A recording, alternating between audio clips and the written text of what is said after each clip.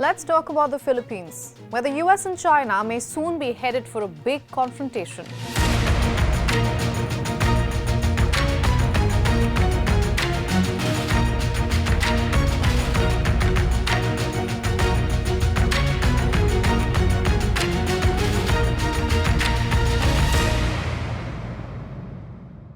Amid raging tensions, China is reportedly readying a new submarine with nuclear-tipped hypersonic missiles.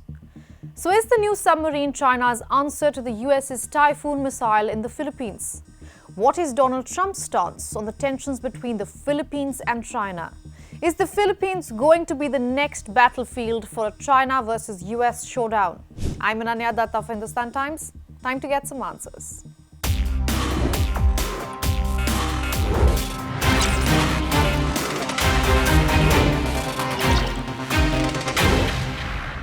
China's anger with the Philippines for positioning American Typhoon missiles on its territory seems to have entered a new and threatening phase. China is reportedly developing a new submarine that can carry nuclear-tipped hypersonic missiles, and the specific purpose may be to neutralize the U.S. Typhoon missile.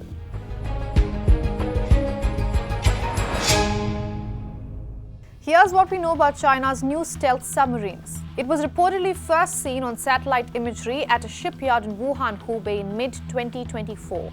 A report in Naval and Merchant Ships, a publication owned by China's State Shipbuilding Corporation, which is a supplier to the PLA Navy, provides details of the vessel's design and capabilities. According to the report, China's new submarine is designed to carry advanced hypersonic missiles. It reportedly features several advanced technologies, including a vertical launch system or VLS for missiles such as cruise and anti-ship ballistic variants, along with an X-shaped tail fin for improved agility and safety. The report adds that the submarine being equipped with a VLS marks a significant departure from a traditional torpedo tube missile launch methods. Now, the report goes on to say, and I'm quoting from it, this would allow the PLA to conduct covert strikes from beyond enemy defenses with the additional option of deploying nuclear warheads if required. Additionally, it would also be able to take on some operational roles of nuclear submarines during wartime.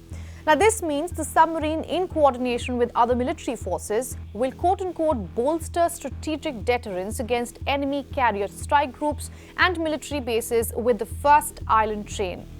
Remember, the so-called First Island Chain, a series of islands stretching from Japan to the Philippines, is a key part of the US's foreign policy and a critical defensive line against the PLA.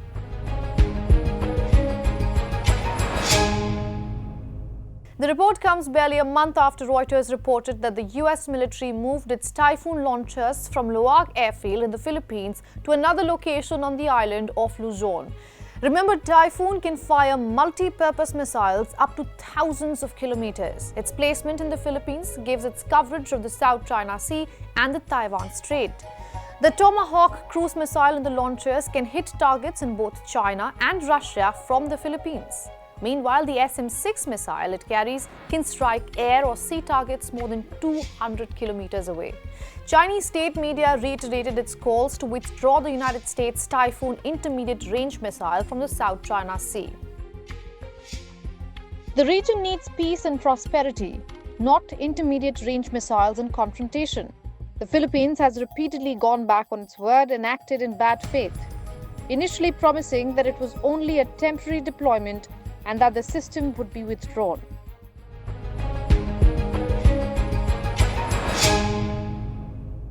The second Trump administration's signals towards Trans-Pacific allies have been reassuring so far. Philippine Foreign Affairs Secretary was among the first counterparts that the US Secretary reached out to in his first days in office.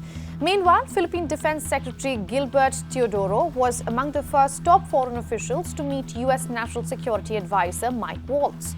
Additionally, US's key ally Japan also recently agreed to further deepen their defense collaboration in the face of mutual alarm over China's increasing aggressive actions in the region.